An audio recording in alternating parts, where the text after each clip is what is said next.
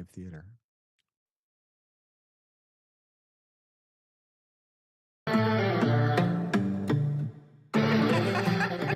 No, not yet. Ooh, you're such a tease. The world is still reeling from the murder of Charlie Kirk and the ramifications and what has been happening since then. Tonight, we're going to talk about not the assassination itself, not the politics of it, but the medium. Because, like him or not, hate him or not, what Charlie Kirk was amazing at was using video as a way to spread what he believed needed to be spread. So tonight, we're going to talk about this medium and does it contribute to healthy debate? Does it take away from healthy debate? What is the role of video in connecting all of us together? Welcome. Now it's time.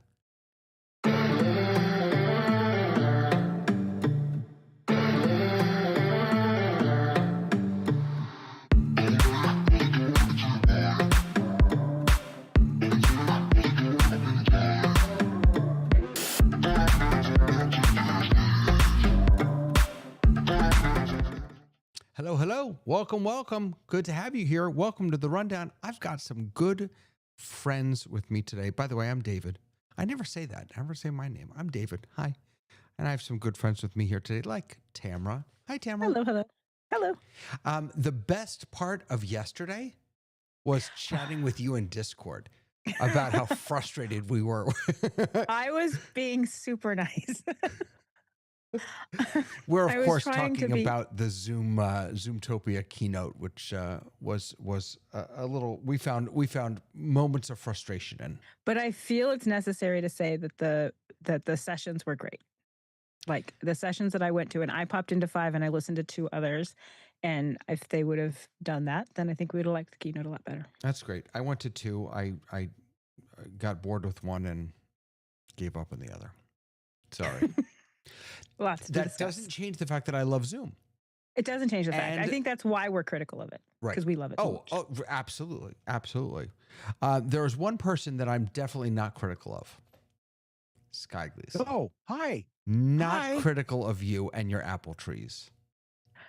I brought There the we go. teacher a There we go. present. I was going to eat it for you, but I might bite out of the other side. It might be scarf season. That's what I wanted to say. It might be scarf season. I love scarf season. Well, I have a plethora. We call it sweater season, really.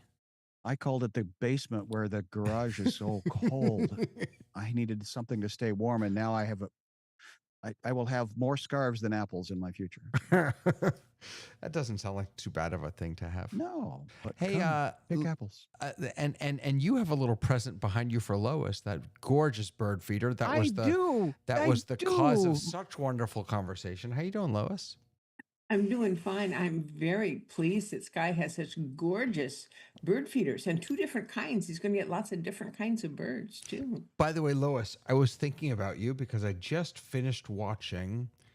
Oh, goodness gracious. What is it called? The Residence on Netflix. Hold on. The Never seen it. Residence. Is it The Residence? I think it's called The Residence. It is. So it's on Netflix. It's a comedy murder mystery. But the reason I was thinking of you is because the main character is a birder, intense birder, and everything. It's a limited series. I think it's eight episodes. Everything she does and discovers in this case is inspired by birding, and it's really beautifully and respectfully and powerfully done. It's even though it's a comedy. So, in any case, if you're looking for something to watch, there you go. If you're looking for a good friend in Canada, well, I mean that's Dave. I'm your guy. Yes, sir. There you Right go. here. Rundown All you Topia. hosers can come up here and, hang out, drink beer, and I'll fry up some bacon for you. Beer. Eck Potter would like some of that, I think. There you go. He's in There it is. Hanover, Germany. He'd like some beer. Oh, yeah. Yeah. They have good beer in Germany, that's for sure. and in Belgium. I don't like beer. I've never. Well, you see, this is my problem too. You and I share that. Yeah, We just don't like the taste of neither. alcohol. Yeah. Yeah. Yeah. It's just a That's shame. right. We had that conversation, didn't we? Yeah. That's right. Yeah. Yeah. Yeah. Hey, brother Tony, how you doing, sir? I am fine. How are you?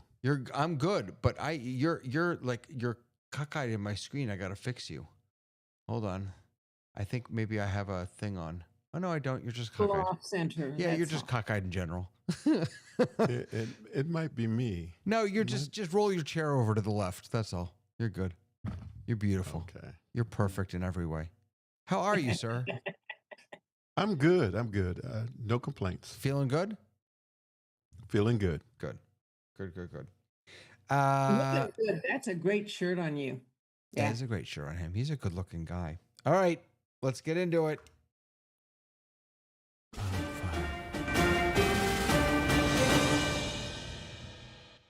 The news of the week. I don't understand this first story. Whoops, I just made it go away. I don't understand this. So apparently, an entire nation voted on Discord. Now, for those of you who don't know, Discord is, I would call it a social media chat-based maybe platform, which I use extensively. A lot of us use extensively. It doesn't have all the sort of social media weird quirkiness and algorithms that things like TikTok and Facebook and Instagram have. It really is just far more organic than that, a little more slackish than social media. But in any case, Sushila Karki is the first woman prime minister of Nepal on Discord, meaning she was voted for, chosen on Discord. Over the week, multiple polls were held by representatives of the protest movement on Discord to nominate possible leaders, and Karki emerged as a favorite, widely praised for her integrity. So what happened here is there was actually a sort of a violent overthrow,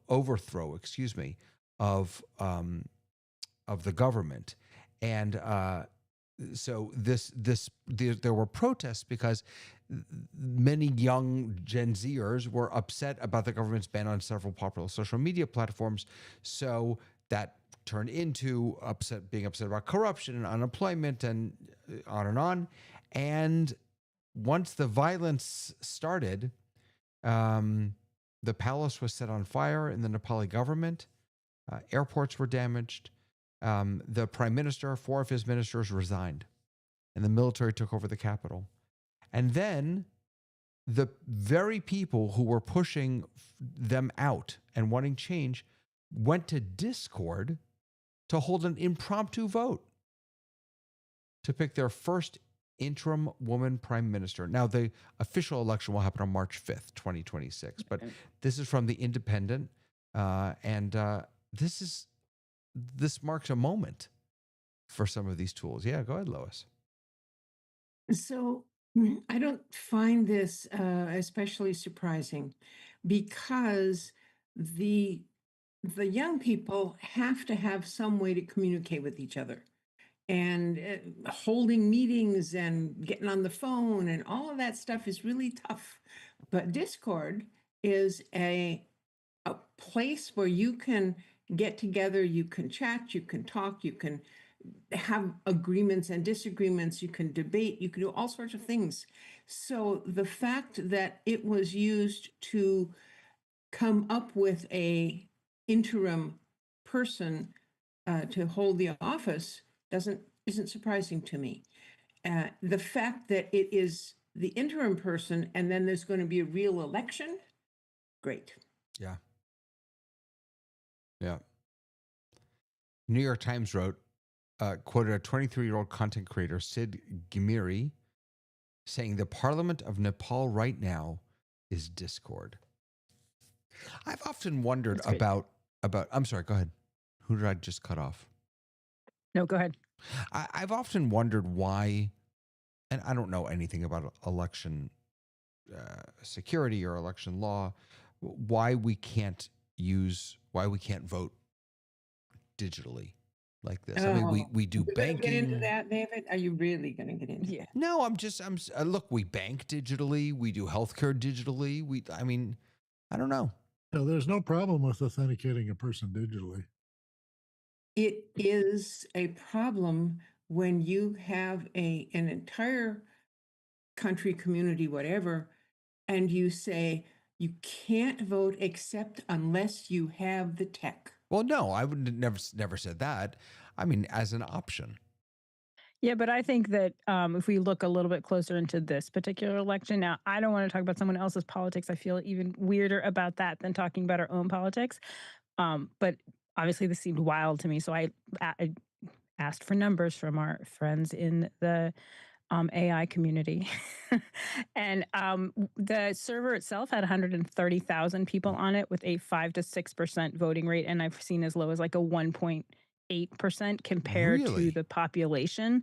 So when we're talking about this, we're talking about people took over the government and put the voting on a place where many people did not join in. And it is not it's the most representative, but it's not. We're far, far away from getting people to do an entire election Yeah. on something like Mhm. Discord, and probably for even- reasons that Lois is bringing up. Even in Interesting. our own electoral process, the numbers of population versus the numbers that vote there's a huge disparate space there. So people that want to participate. My city Everybody has else made wants 3 somebody else to attempts take care to of it. try and put in a digital voting system. They had, serial numbers and ways of authenticating the person and being able to verify that the person actually is living in the city. And they attempted it a couple of times as sort of trials, not at real elections, but trying to get people to try it. And they found it broke. Mhm. So the gathering information that we've been using for, I don't know, as long as I've been alive, is the paper ballot. And we get the results by about 11 o'clock at night. So I don't see a need for going digital, but, there is a good question in there. Why can't we do it Yeah. with digital? Yeah. So when they got rid of the hanging chad problem, they also got rid of systems that were perfectly fine. In fact, were the best in the world. Our county had one, and so I was on the commission that tried to figure out, now what are we going to do? How are we going to? Where are we going to go? What are we going to do? We looked at a lot of things, including online voting and electronic voting in the voting precinct. So in other words, that you'd walk in and instead of filling out a piece of paper, you would punch some buttons. And the problem was that you could confirm that the person who walked in was the right person, because we do that all the time with the paper ballots. But what you could not confirm is that nobody could mess with the system, whether it was the electronic machine in the room or worse yet, the digital system going out somewhere else. And people didn't trust at that time, they did not trust that the companies that made these machines couldn't be subverted. And so we didn't do that. We didn't choose any of those things. Now, this past election, there's been a whole lot of conspiracy theories, maybe is this the right word, about perhaps these voting machines were corrupted. But there's no way to be sure they weren't, because they didn't have the paper ballots to go back and test against. So, yeah, Yeah. it is possible to do a lot of things online, but if you want it to be accurate and not be available to be messed with, I don't think that that's going to be reasonable. Yeah, Dave. So Vic, let me just say, Vic just shared this. This is fascinating. Estonia is the only country that offers online voting for all national elections. Yes. Everybody has an Several- ID card that does everything. It does all your medical, it does all your voting, it does all your licensing for Yeah. fishing or anything else. And then It's several all on other one countries, card. he says, including Switzerland and Canada, allow online voting for certain types of elections. Do you have that in Canada?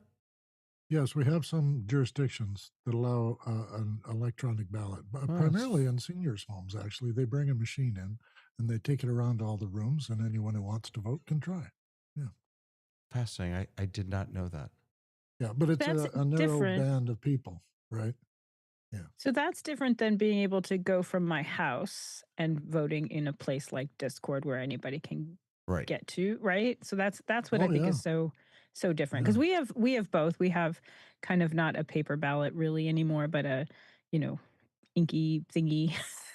And we also have digital stuff. So but I think that there are still questions within those boxes, and I feel like going from the questions that we have in those boxes to the just mass confusion of doing things from home doesn't seem realistic in the US. You know what? Another thing Given that's interesting to me, Tamara, is what you said before about how only a very small percentage of the people voted.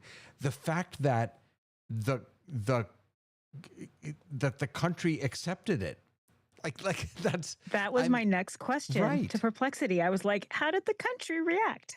Yeah. Well, it's an How is interim. that? Interim. Yeah, This- you Right. guys have a republic and they don't. They have a sort of parliament. Right. And a parliament, you only have to vote for one person, and then they decide who is the leader. Well, I'm not even So, sure they had a in this parliament at this sense- point. I think it was No, more but in the this military. sense, it Yeah. was people who were like very focused on a party, and they made her the leader interim, and Right, then they'll right, have a right, right. major election to fix it. Yeah. Yeah, we Just- had that where our prime minister resigns, and another one is picked to take the seat. Right. And they have a little convention, they decide, and nobody in Canada gets to vote, just the members of the party. So it's a different thing. It's how the Brits do it, and the Australians, that sort of thing. Very. I very wanted to interesting. mention how much Nepal seems to be going the way that Egypt did, because the revolution in Egypt was live on Facebook, and they were finding out where people were and where the next demonstration was going to be. And day by day, all of the issues got debated on Facebook. And then they took those things to the street, and when the military realized they were outgunned, then they let them have it. Yeah. And Tamara, according to Google, there are 29 million people in Nepal. That's the San Fernando Valley. Right. Right. Yeah. You're living next to, Nepal. and this country. Wow. There's more than 1 billion people in India, and their election lasts a day. It's like they get the results in a day. Yeah, we can't figure it out. We used to do that. Yeah, we used to do that. Used to do that Long time ago. You guys have Moving really on. long ballots, but anyway, we'll move on. Yeah. Moving back in on. Did last any We of you tried to watch? mention Meta, but it's not my job to. Did any of you watch Meta Connect 2025? I didn't So watch the presentation, but I reviewed the webpage.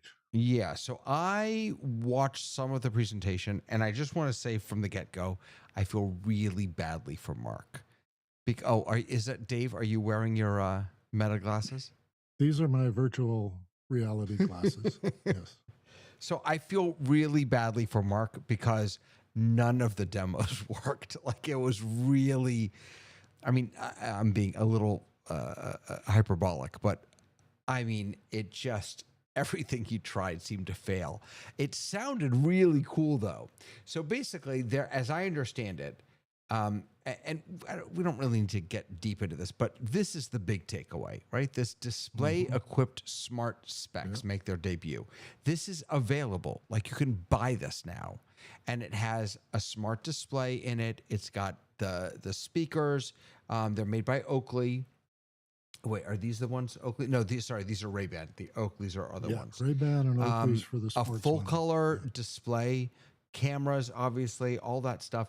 $799, and the really interesting tech I think behind it is actually the neural band that comes with it, which is basically a kind of a watch band looking thing that you wear on your wrist, and it detects, It understands gestures. right? Yeah. But not like, so unlike the Vision Pro, where there are cameras looking at your fingers, this is Right. actually reading the muscular movements and the ligament movements. Like the wristwatch. Yeah, the, Right. Apple Watch. So here's my takeaway from this Meta thing. My takeaway is they are the new glasses, people. Whether it's good or not, He is just all in, I think, on glasses. Well, and the fact that the glasses are available, like at Lens Crafter, and they're available like where you get your glasses, so they're economical compared to like the Vision Pro. I think $799 is a heavy lift for people, but that's for the big ones. The Ray-Ban Right. Metas are just $379.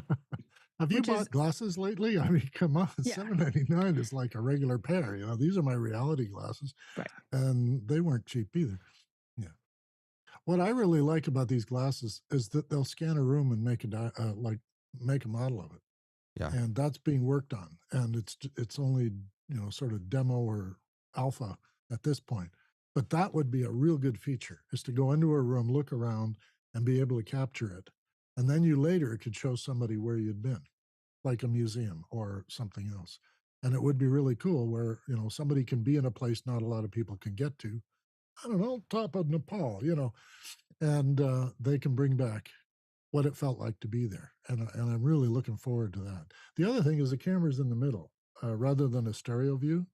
So it'll right. not So the be one I'm showing an now, immersive image. It'll just be right. Yeah, The one I'm showing now is the cheap one. It's the $379, which has auto. I forget what it's called, where the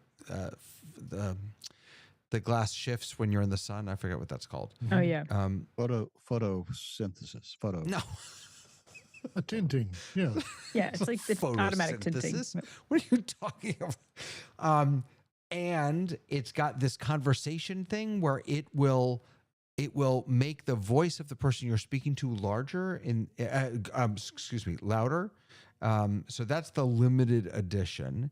Then they've got the how do you go back to the other thing? Then they've got I'm wondering how they work in the wind, but that's just Well, so if you're in the wind, you want these. Yes. So this That's what is mine are the like, for yeah. high intensity That's what sports, I the want. Oakley Meta I Vanguard. want people to see the bug eyes. that I'm Exactly. looking through. This is meant for that, and it works with Garmin and Strava.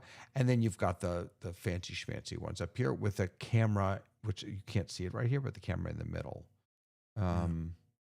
No, these are a great breakthrough. They're we've been waiting for this thing for about 5 years now, but like it says, it's scary good. This is really something. And people, a few people that I really love and trust, Mr. Who's the Boss, I really appreciate his reviews. He did a really, really interesting review. He had a hands-on. He tried them on. I haven't yet seen Marquez Brownlee's, but I know he has one out also, I think. In any case, so I thought about these before. So, I mean, I have to admit, I was kind of intrigued. I was like, yeah, because they look a lot like my regular glasses. They don't look that much different. I And agree. I've held them before, and I'm like, they look more like ready for the real world. And I love the idea of the Vision Pro, but that's such a specific use case scenario, and this It seems is, like it can go into Yeah, the I'm never universe, gonna- I'm which never I gonna think use is great. Yeah. And Vic is bringing up a really important point that these are not AR glasses. Right. These are glasses with a display in them. And apparently, by the way, that display is 5,000 nits bright. Just for comparison, the iPhone 17 Pro is 3,000 nits. I mean, apparently it's a really good little display in there. But thank you for that note, Vic. It's definitely not AR. Hopefully it doesn't project on a screen in a theater when you're going to see a movie and Right. there's a little dot on the screen. when Do it moves I with want your head 5,000 because- nits that close to my eyes? Well, that's a Oh fair no, they're question. bouncing through the glass. You're not getting 5,000 off the glass. That's the projector's brightness. Transition lenses. That's what they are. Thank you, Yes. Vic. She was talking about. Photochromatic. Boy, he's showing. Vic, you're showing off tonight. Transition or photochromatic, he says. There's my word. I had the word photo in there. Oh, yeah, you did. Just Now, I'm wasn't confused how synthesis. these work. Are they on the glass, or is it similar to like cars that have the Heads-up projection? display. No, Yeah, there's that projection. have the display in front of you, which is That's right. kind of hard So to get used it to, but appears actually be kind of far cool. away from you because it's not on the glass; it's through the glass. Right. It's projecting an image that's bouncing into your eye to look like it's. Is it coming from reflecting way out off there. of the thing? So you're going to walk up to somebody's face and tell them to stop moving because you need their forehead? What do you, I don't, huh? Where's the projector? This is just like Google Glass. It's not that much different. Right. The projector is in the Projector. glasses. Oh, It's in the arm. Yeah. Yeah. like everybody's got Google Glass, Dave. Just saying. Just like Been Ah, around Lois forever. Lois is going to reach under the desk and grab hers right beside Her her. Google Google bag of birdseed. glasses. Yeah. I would love this. I would. I would be the loser walking around wearing Love to these. try it. Yeah. Like, if it could Yeah. tell me everyone's name, because I'm terrible with names, like I would love that so much. I Yeah. don't have to remember That's names. brilliant. Yeah, when I Yeah, walk up I- to you, oh, that's Sky. Hey, Sky, and you know Sky because you what 3 years ago you met his uncle and the cousin and the No, we Hey, had coffee how's your together in uncle? Florida. I remember that day. It was an evening, and you drove an hour and a half. Well, getting directions on your glasses would be really nice too, because then Mhm. you don't like a dork looking at his phone trying to figure out, is the cathedral this way or that way? Now, Heads up Oh, display. I'm holding it wrong. Yes, it's that way. Okay. Eck can is you saying, turn off the projection of stuff on your thing? Or is it always on? no, I would it imagine it's dims on. after Yeah. like I think it's very quickly. Goes dark. Unless you're Yeah. interacting with it, it turns off. Right. Yeah. It has to do that to save battery power. Just like the Apple I Watch. mean, when Yeah, you're it looking has to through the go dark. glasses, how does you know if you're interacting with it? I mean, you're either The neural link on your wrist. And now I have to plug in my glasses. I'm sorry. And now I get to plug in my glasses. Eck, right. by the way, and is I saying, have to have a neural link yeah, on my wrist. yeah, Yes. the wristband. Like a wristwatch. I just think that the D tap in the back of my forehead is just next I'm month. ready for it. Just I'm ready coming. for it. You are. Eck is saying that I don't believe you can wear these glasses if you're already wearing glasses with specific lenses. That, But like real glasses, you can order them for your prescription. Yeah. oh, you can. Yeah, like Yeah. when I went to get my glasses last year, Okay. that was one of the options. I Ike. could have literally chosen those glasses, and put them in my prescription. Gotcha. Ike, thank you for that correction. I've been saying his name wrong. I apologize profusely. Like I said, I'm terrible with Tyler? names. Yeah. Ike, thank you so much. All right. So again, I like Ike. I like Ike too. Again, I Wow. just want to say He's I never think, heard that. I think it's really interesting that Facebook that they've kind of chosen this lane. And by the way, we were talking earlier, Tamara, about Zoomtopia. I think part of my problem with Zoomtopia, and I'm embarrassed to say this, but I've been thinking about it, is that the Meta keynote, the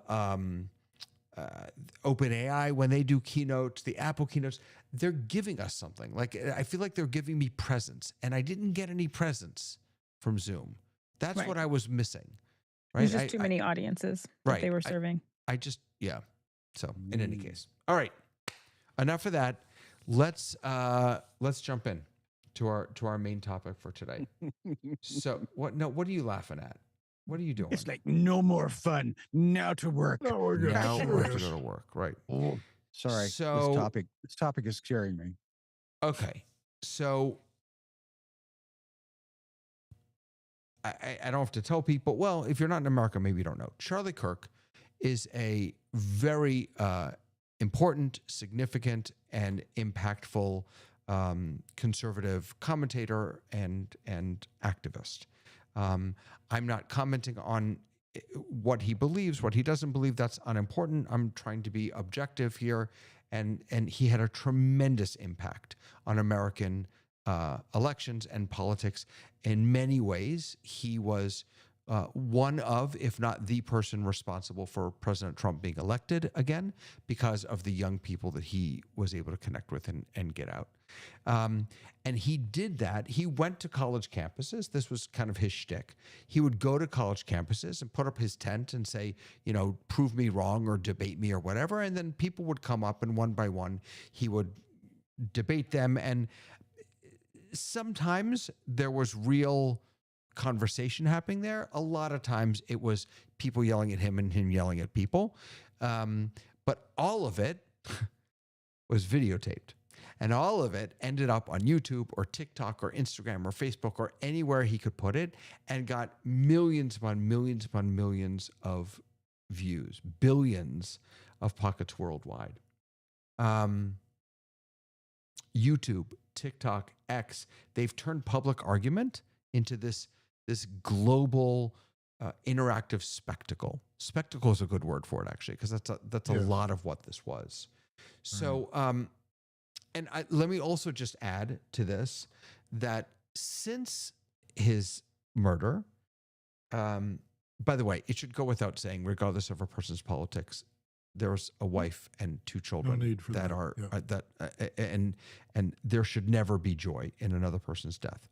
But since then, we've now seen other video faces, Jimmy Kimmel, lose their jobs, or temporarily at least. We don't know what the long term will be, but because of how they reacted, again, on video, to this video phenomenon of Charlie Kirk. So what I was hoping we could talk about today is how has the medium of video communication changed the way that we, I'm going to use the word debate. Dave's going to say yell at each other or have one-way conversations, and we can absolutely talk about that because it's a really valuable piece of this. You know, are these effective tools for us? It seems to be for him. And what do we make of this new world where, on the one hand, we believe deeply in freedom of speech. Everyone should have their opinion. They should be able to put it out there. And on the other hand, shutting down the voices and the faces of those that we don't agree with. So, Dave, I'm gonna pick on you first because I know you have some strong opinions on this. Where are you sitting on this? I've learned from reading that a good third of the world's population are concrete thinkers. That is, they see things only in two modes. We used to call this black and white, but it's out of favor to say they just see things in black and white. And this kind of thing is a consequence of being able to pander to those people. Walter Cronkite changed his mind about the Vietnam War, and some credit him with starting the process of ending it because they were now realizing it was pointless. And these kind of platforms that people are on, all of our digital platforms, have given people a soapbox to be able to yell at the crowd. And some people yell back, and other people nod their head in agreement. I think, Charlie is a phenomenon, and he worked really hard to do what he is doing. And I credit him with having consistent and regular consistency. He was all the way through talking about what he believed.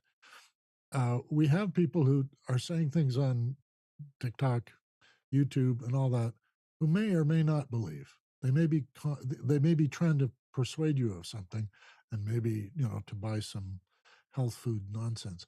So we have this platform, and we don't have the two-way street yet. This is a great debate group. I love coming here and talking to everybody. And I learn stuff from you guys, and you learn things from me. And this is what a debate does. A debate is a sort of the capacity to argue both sides. Used to be a training discipline in college. You had to be able to not agree with something even though you did agree with it, or you had to agree with it even though you thought it was really stupid, and you had to make an argument for it.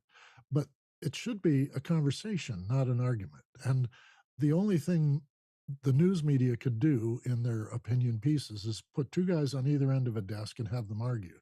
And we have a few of those up here, but we also have shows where it's a call in and you get to give your opinion about what that person is saying or what the issue is. And that's why talk radio was so big, is because people had a chance to participate in the process. And I think we're getting there, but it's still where people want to have a platform. They want to be the only voice. And then you have a problem because we've all been trained to question that authority. And that's a freedom we have, is to question someone's authority to express those opinions. But they also have the right not to be pilloried for it, jailed for it, or taken off the streets in the dark of night, which happens in other countries. So a debate on campus was always meant to be a learning experience, and I don't see much of that happening anymore. I would just throw in here, because you talked about the two-way conversation, that I don't think that what Kirk did would have been nearly as compelling in this medium of video had he not been engaging with another person. That is to say, if he was just up there speaking, giving a lecture, I don't think that would have. It was all about the interaction between. But we know the about people. editing, right? The streeters that you ask opinions on the street, the people who get you Yes. crazy, you edit them out. So he was looking for confrontation in some cases. Oh, I don't doubt that at all. Yeah, Sky, go ahead. Just for statistics, I asked the Google again, how many people are there living on the planet Earth? Currently, it says we've got 8.2 billion people. So I then asked, so how many active iPhones are there? And they said it's 1.3 are estimated iPhones in active use. That's just the iPhone. That's not including Android, blah, blah, blah, blah, blah. So that's, again, somebody, Ike, please check my math on this. That's 14% of the human population that now have been told they have the right to do and say and do. And that's a whole lot more voices than what you and I grew up with, which was Walter Cronkite or, the NBC nightly news. Every 24 hours, we would get our information. So I think that we started tonight's conversation with the young people using the tools they had to make social change and political adjustments to their life, quality of life for 29 million people. I don't know what that means. I'm just looking at the numbers going, we're on a rocket and it's moving fast. Yeah. Tamara, you want to jump in? Yeah, I do. So there's a couple things. One, in September 26, 1960 was the first time we saw video affect an election and a debate with cameras, with the Kennedy debate. So video has been actually changing how we see things and how we process our news and how we do things for a very, very long time. So that's not new. I feel like the thing that is new in this particular part of it is that we are now trusting the people who give us that video because we've made some kind of heart-to-heart connection, whether we know them or not. So it's not just someone is standing in front of a camera telling you what they believe and interacting with a crowd. It is also the passing along of that information through algorithms that say, hey, you probably like this guy. Here's how you'll react to him. And because my algorithm knows me very well, it'll give me what I want, but also in passing from people to people. So if someone passes you information and you have a respect for that person, then by virtue of having a respect for that person, then you look at the video differently. And I think that's a key difference because there was a long time where we watched in our living rooms by ourselves and we made opinions. And then we would go to the office and we would have real-time water cooler conversations with real humans that we knew in person. But now we take any kind of interaction that has made a connection, and we talk about this all the time in this meeting, like, are we really friends because is our connection real, is our connection not real? But even further, we have every single day people make connections, and I know, like, I'll watch a video and I'll be watching a person that I don't know that comes up on my Facebook on my feed, my TikTok feed, or my Instagram regularly, and something dramatic happens in their life and I have feelings about that, and I shouldn't have feelings about that. I don't know them, but it is a medium that gives us a sense that we know someone even when we don't know someone. And I feel like that's the key shift. It's not just video, because we've had video for a long time and it is dramatic and it does change minds, but I think that connection where we perceive a connection or where we are given that connection through someone that we do know in real life that we trust. I'd throw out that video isn't just a medium, or it always has been. I think what it's changed into is that it's become the native language of the digital age, of the digital generation. So that is to say, my girls, they when they call each other, they call on FaceTime. They don't make audio calls anymore. Even if the phone is down and the camera's blank, it's they call over video. That's what you do. Go ahead. I'm The sorry. difference is that it's consumer produced. And when we were able to produce our own high quality video and we became both the consumer and the producer, as opposed to having specialized people to get information from who produce that content for us, that's where things shifted. So now that I can do it on my own and I don't have to have any special skills or even any special equipment, that changed the narrative. Yeah, absolutely. And Lois, I biggest think that was video what I was trying to events- say was everybody has a story, but not everybody is a storyteller. right. And that's where Tamara's point is. You hand everybody guns, it's going to be a horrible day on a Saturday night. Yeah. A noisy cocktail party. Lo- One of the hold on, biggest Dave, video hold on one events second. Let me that just get happened Lois was in. going to the moon. Dave, hold on one second. I just got to get Lois in real quick. Go ahead, Lois. So, one of the things that I want to bring us back to is the topic was debate. And I think there is a difference in what debate means now than it used to. I mean, when I was in school, the only place I heard debates were in school and on political campaigns when the candidates would get up there and somebody would ask a question and then they'd debate whether or not, and they'd say, this is how I will do it, this is how I, and then that debate changed so that now if you have political candidates, they'll go up there and somebody will ask the question and they'll go, well, that's not really the problem, I'll talk about this, and they won't answer the question. And so there's not really a debate in that situation with this gentleman. And I gotta admit, I'd never heard of him before, so I have no personal knowledge of him at all. But from what I've seen, he would go on campus and there would be hundreds of people around, and you could listen to him talk, and you were in person.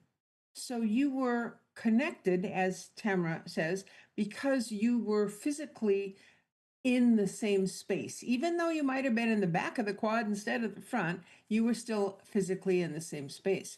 When you get to video and having a debate, the difference, I think, is sort of like between a Zoom meeting and a Zoom webinar. In a Zoom meeting, the participants can, if you allow them to, interact with each other. And so there's more give and take, there's more brainstorming, if you will. In a webinar, a person speaks. Now, you may be able to ask a question, but you're not going to get on there. No one's going to see you. No one's going to interact with you. And so that's not a debate. If you give a presentation and then have a Q&A at the end, that's not a debate. You are controlling the topic, the mic, who gets to speak, and how long their microphone is turned on. That's not a debate. So yes, that's not what Charlie Kirk did.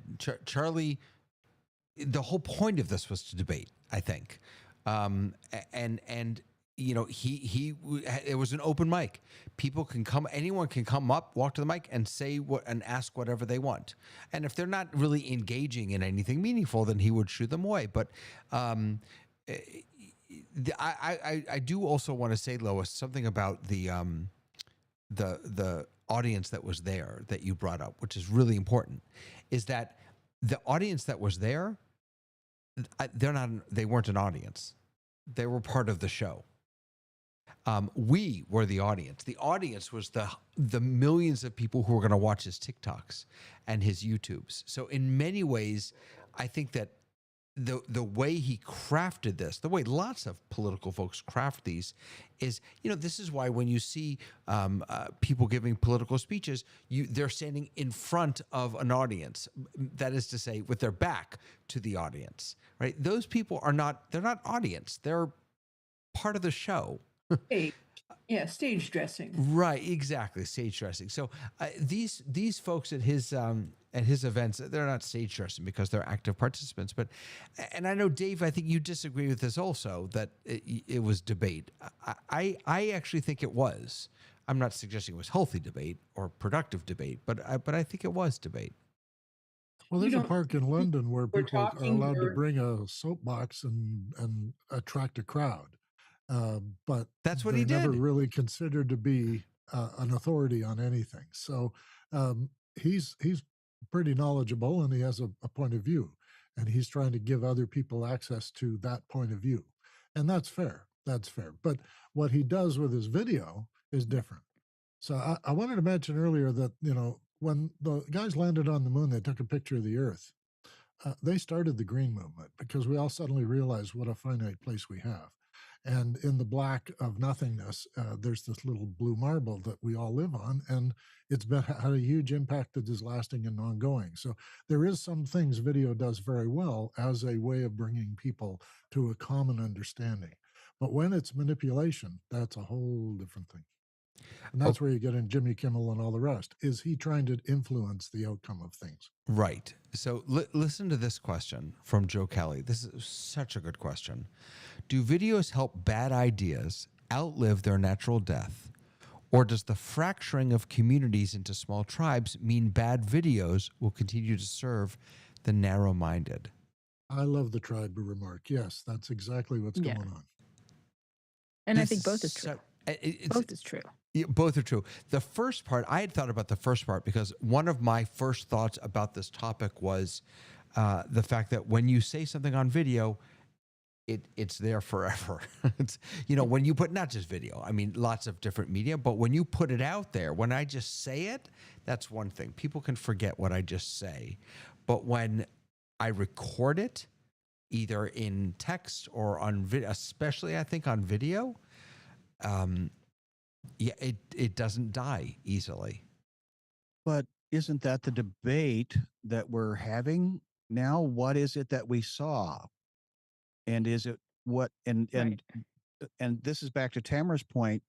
And again, as my thought bubbles up, I remember seeing the America's Got Talent video where the robots were dancing, and then all of a sudden one of them fell down.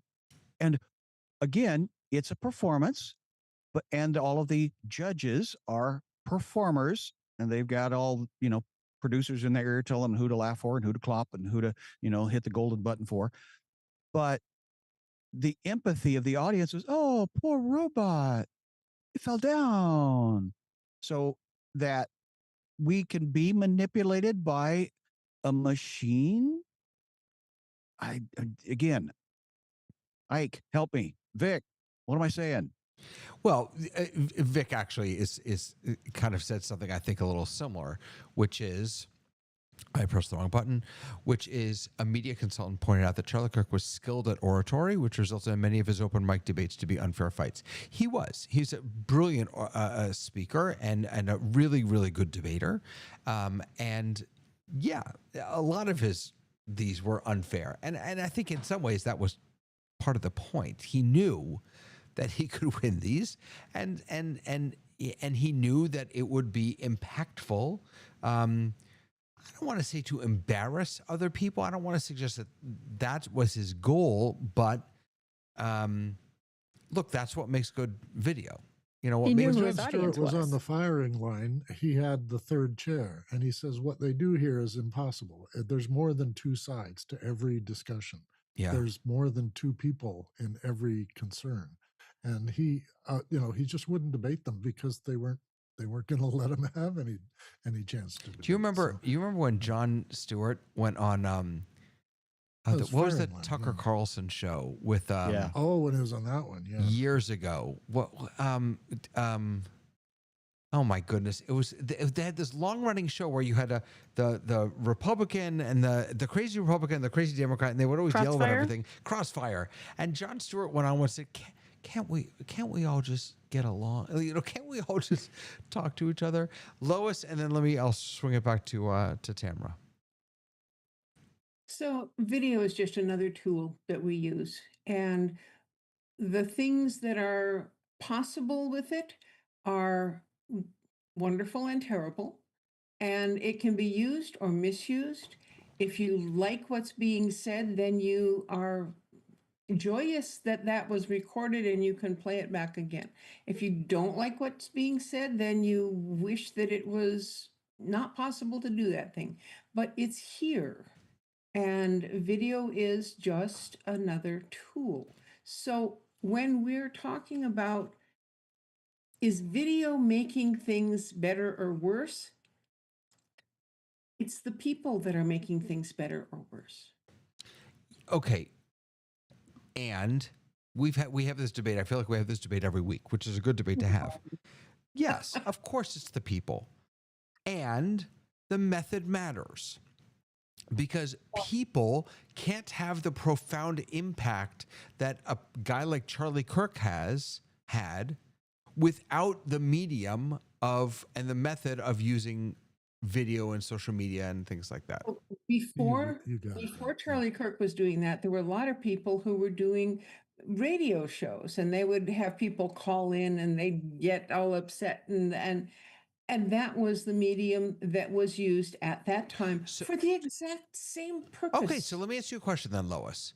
Do you Uh-huh. feel like the medium of audio and radio was as effective? And by the way, I don't have a bias to this. I'm just a genuine question. Do you feel it was as effective as video, or do you think there's a difference? I think There's a that difference. it was effective for the people who were of a like mind and were listening to that particular person's show. I think the same is true with video. I mean, there are people that I look forward to seeing in those shorts, and I'll come across the star guy. Oh wow, it's astronomy. Cool. I'll watch this one. And it's like that's effective for me because I'm interested in it. I never saw this other person because I wasn't interested in that topic. And so, is it different? Yes. Do I think more people are seeing the videos than listen to the radio? Percentage wise, probably not. In absolute terms, probably.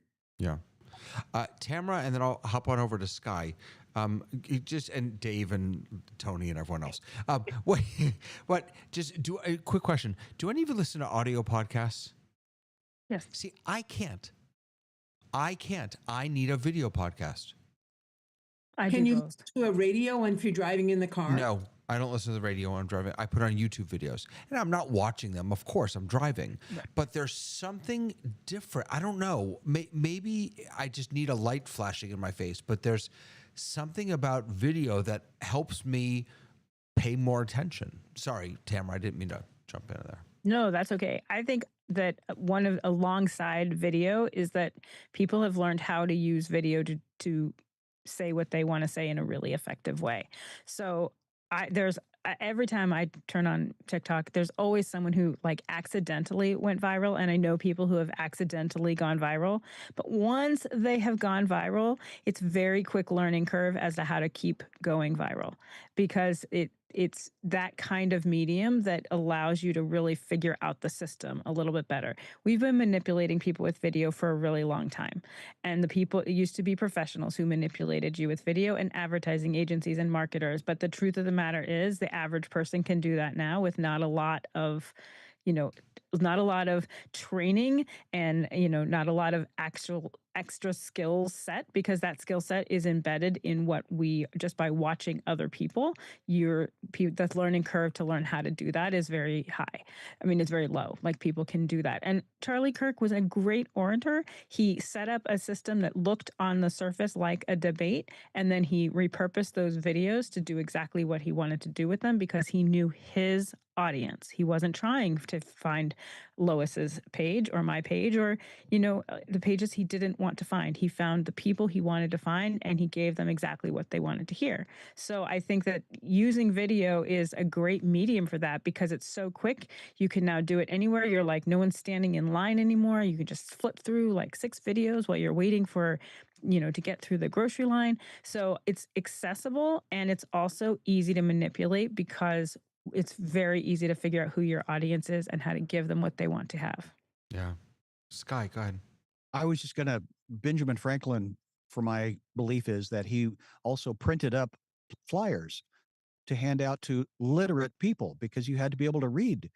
But there were also the satirical artists that were very popular in, of the king and of the political, pundits or political people they weren't happy with. And so they would use imagery to, uh, influence people's minds. So this is just a new, means of communication on steroids. And it's a honey crisp that we planted ourselves. Lois wanted to know, and it's yummy. I haven't gotten to the worm yet. Vic is asking if I've tried This American Life or Radio Lab. I have tried This American Life. Again, I'm just, and maybe it's because I'm a visual learner that I'm just more drawn to video type podcasts, but I That's don't know. entirely possible. Yeah, it may be it. Dave, before I jump over to you, Tony, do you want to jump in? I'm sending you love notes over here in chat, and I want to make sure I'm not skipping over you. Well, I was kind of, a lot of the points that I was going to bring out have been discussed. The only thing that I would add is that I'm old enough that in my last year of high school, I had to participate, and I say had because I wasn't given a choice. I was in a parochial school, and the priest never said no. So they told you to participate in debates. You had to participate in debates. And we had, and I think that it was authentic debates because we never knew whether or not we were going to be pro or con. We were given a subject, we had to study that subject, and at the debate, we were given a card, and we had to make the argument for whatever card we got. So if it was pro, we had to argue the pro point, or we had to argue the con point. And it was, I think it was uplifting in a way for me in that I was able to discern from that it's important to get both sides of any argument. And I think that I have kind of folded that into who I am. And even though that was, almost 50 years ago, I kind of look at everything from a lens. I try to look at a lens from both sides of anything that I experience. Sometimes I'm not as successful at seeing both sides of it because for me, certain things are it's just way wrong. And I mean, sometimes it seems like it's just straight up evil. But I try to be fair minded, and I try to make sure that, um, well, let me say it this way. Part of the reason that Conversates with Tony Mobley exists is because one of the biggest problems that we face in this world right now is that we don't hear each other. We don't listen to each other. And I think it's important that whether or not you agree with someone, it does not hurt you to have a conversation with someone. And when you are in a position to actually have a conversation with someone, whether or not you agree with them, you can have a sense of empathy in terms of their position. And for them, their argument may be authentic for them. And you can't take that away from someone because their position is not the same as yours. But it does give you a space for common ground. And so I think that that's part of the thing that we are missing as a whole right now in society. But Yeah. but as already been said, the thing that's most important, I think, in terms of video, is that everybody can do it, and everybody can do it, and the fact that everybody can do it, everyone has an opinion, so it's everyone, but there is no conversation. So I'm bombarding you with what I believe and what I think. And unfortunately, for some people, even if you tell a lie, if you tell that lie long enough, there will be some people that will believe it.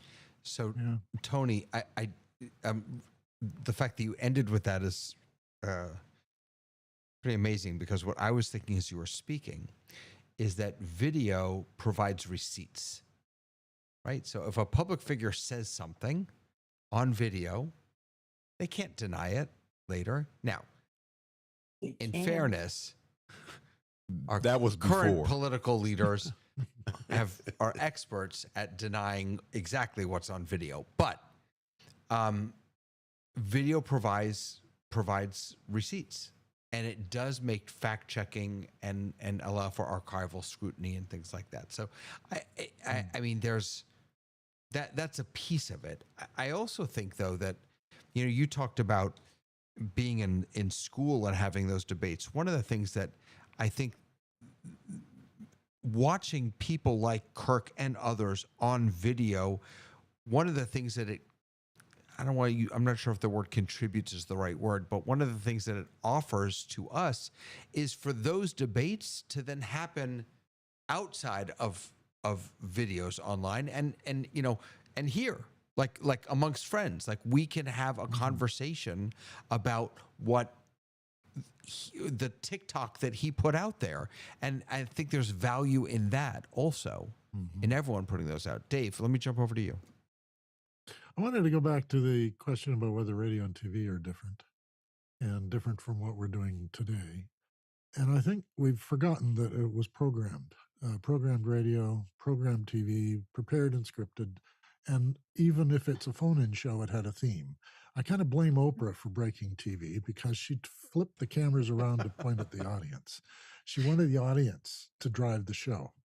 And that's what attracted me to Office Hours, is that no one's driving the show except the questions. And the people who want the answers are bringing the theme to the show. And cognitive bias, I think, is rampant today because of the immediacy and the breaking down of the notion of community with other people. I'm alone in the world. I'm going to make a big noise, and I'm going to have lots of people. I'm going to go viral. And that means nobody really cares about me, but they know who I am. Right. So if this was just about creating a viral moment, and I could absolutely see there are lots of folks out there on these social platforms that are simply trying to create a viral moment. I don't get the sense that in the political world that's what's happening. Certainly a viral moment will help you politically, but I really think that there is, and again, I'm not passing judgment on his arguments or his what he believed, but I think that for him, this was not about creating a viral moment alone. This was about engaging with people. I really think that's go ahead, Lois. So I want to respond to something that you said, David, and you talked about seeing something, hearing something on a video, then coming home and talking with your Yeah. neighbors or talking with your family or whatever. One of the things that I think has changed in the last 20 years is that people are less likely to discuss what they've seen than simply absorb the video and move on. And so if a video is persuasive and you go, "Oh, yeah, that sounds right."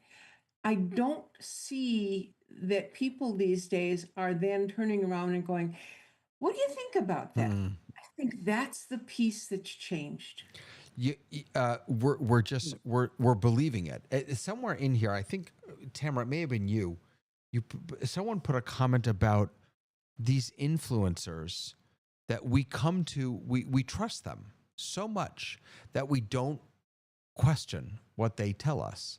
It reminds me a little bit of how we treat AI now. If it comes across as intelligent and sure of itself enough, we just believe it. We don't question. We don't debate it. I think I would push back on what Lois said a little bit by saying people are not discussing. It's our medium of discussing has changed. The new medium, instead of me going home to my family who may or may not agree with me, my intimate people that I know, I go to my followers and I post a stitch of the video. I'm like, this is what I saw today, and I wanted to share it with you, people who are friends of mine and people who watch my videos, then share it with their communities. So I think we've shifted how we talk. You're right. We don't see something and then go talk about it with our immediate friends and family because we already know where they stand. And they may or may not stand with us. So I'm going to go and just gently share it with my group. And I'm going to be like, hey, I just found this. And they're going to share it with their groups, or we're going to go to that chat. I am obsessed with video chats because I think that it is fascinating to me that we've taken the IRC, which was a nerdy little space for those of us who were chatters, and now made that into something that anybody can do and everybody does do. So I think we are still talking. We're just not talking to each other. We are talking to a larger community of people, of like-minded people who we don't know as real people. Wow. Or I also think it's easier to hide behind that. You can have views when you don't know the real person. Right. And it's very easy to go in and argue with people and say, you're a terrible human and you're a terrible human, because they're not humans to you. Right. Lois, you want to just respond real quick? commenting.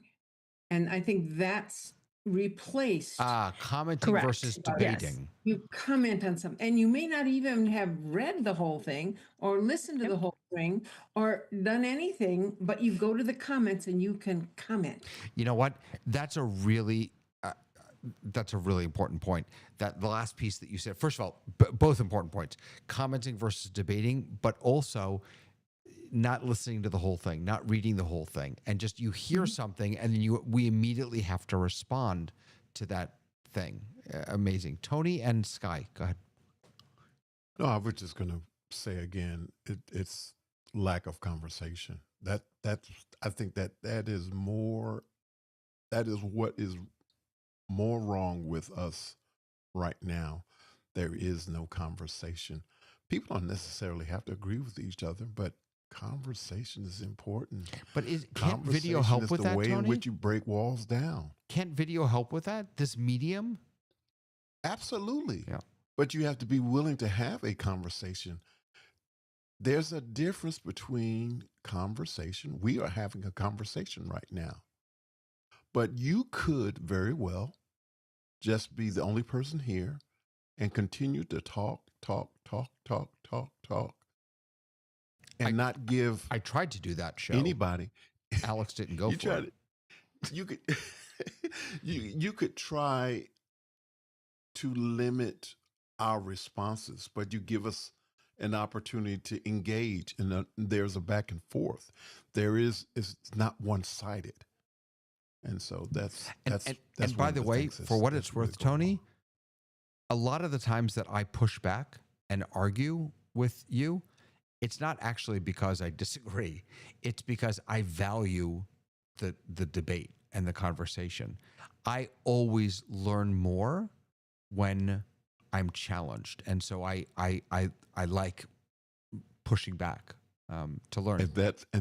And David, you are exercising the pro and the con that I mentioned earlier.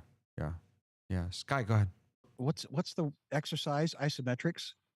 You don't need weights. You can get stronger by doing that pushback concept. I know there's another term for pushback than pushback, but I forgot what it is. I'll look it up. But the phrase control came to mind earlier when David talked about previously everything was under control because that system needed to get eyeballs that the advertisers had paid for. So consequently, control is also in Tony, your comment about we need conversation. Conversation is the vehicle, but to Dave's, I'm sorry. The I am fatness is the title of the person that made this comment. Our friends and family don't pay us to talk to them. Parasocial relationships are unhealthy, and parasocial. I'm going to ponder that one. But the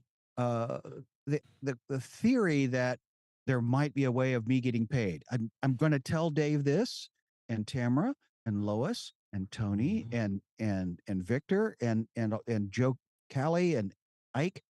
I would be here whether you pay me or not, because this is conversation and interaction, and I learned something. So the value for me, the way you're paying me, is we are sharing contributing. ideas around the world, and in from various perspectives.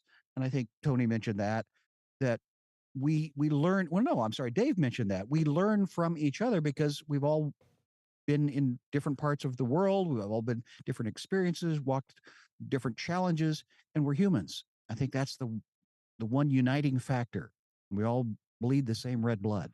Just a point of I agree with clarification. John Hold on. Williams that it is parasocial. Just Yeah. a point of clarification before I go to Tamara, because at the end of every show, I invite people to be on the panel. I'm not paying Sky or anyone else to be on the panel. I ate the entire apple, but I did not eat the worm. I know that's okay. I want that on my T-shirt. I think I'm that's a just saying. lyric. Yeah. I'm not paying. I love you all, but I'm not I paying. shot the Tamara, sheriff. I don't know. go ahead. I want to go back to what Tony said about conversation. I think some of that really does come from the fact that conversation is uncomfortable. Conversation is something that puts you at a place where if you really want to have conversation, you might be wrong and you might have to sit in that wrongness. And I think that the way we have been in the last 25 years, particularly with the kids coming up, they're digital natives. And so it's easy to say, well, video is where they live, but that's also where they hide because we have made their lives super comfortable. We've made all of our lives super comfortable. You're hungry, drive through somewhere. It's instant. You can fix that problem. So this idea that we have to have comfortable lives is one of the reasons why conversations, true conversations, are more difficult because we don't want to be uncomfortable, and conversations are uncomfortable. They sometimes don't go the way you want them to go, and you have to listen and learn and grow in different ways, and that's super not comfortable. And we don't train and teach how to be comfortable in being wrong and that there are two sides to every story, and that someone might have a perspective that's totally not yours, but they might still be right for themselves. And I think that that's something that we have to go back to really thinking about as a society. Where do we want to land on that? And how do we want to bring our kids up to know that sometimes they're not going to win every single time they participate. And sometimes you're going to wait until dinner a couple hours and not go through the drive-through, and that it's okay to be wrong and it's okay to be in conversation. And until we get back to that point, it certainly is much easier to watch a video and press share than it is to have a difficult conversation. I wish I had a button with the cheer on it because that's what I would I was play going, that sound hoorah, effect hoorah. right now. Hoorah. Yes. Right on, sister. Another piece of this puzzle is not the video of Kirk debating, but the video after the video of when he was shot, which was itself a viral video. Now, I haven't seen it. I chose not to watch it, and I encourage everyone to not watch it. But there's real harm also in some of the videos that make their way around the internet, and those, it's the outrage that maximizes engagement. It amplifies outrage and amplifies gore and all those things. And I don't know. That's just, look, I love an action, shoot 'em up movie as much as the next guy, but yeah, but an action movie actually has rules in place. So you cannot show the point of contact, for example, on television. I can show a gun close up and I can show the person falling down. If I show point of contact, I can't show blood. Wait, what does that mean? What is it? What do you mean? Can you? Meaning the bullet cannot hit the person on camera. And if it does hit the person on camera, they're going to use a dust squib, which is a little puff of air as opposed to blood. So there's things put into place on movies and on TV that make it a little bit different than what we're seeing in real life. But we can't it's very hard to tell the difference anymore. Huh. I mean, honestly, the Zapruder film's been out for a long time, and we watch it frame by frame. That started this idea that real life gore, it's desensitizing. And I think that's dangerous. I think that's something that we're now no longer, we can see that, and people are like passing it around to their friends. Right. And it went viral. Yeah. That's crazy. My favorite thing on YouTube, of course, is laughing babies. So, that's all I need.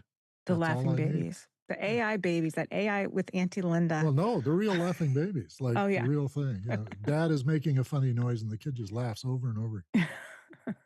It is funny. It's funny the videos that we watch, and it's just the psychology of that, of how YouTube has been. Oh, what is it? 1 billion minutes, like every hour or something is uploaded as No, some, every day. Every like day. some absurd. I mean, I don't even know. I didn't realize there were enough computers in the world to house all that much video. But I mean, it's wild. It's just amazing. Tony, go ahead, and then I'll throw to you, Lois. I'm sorry. No, I just wanted to sort of piggyback on what Tamara was saying in terms of the desensitization of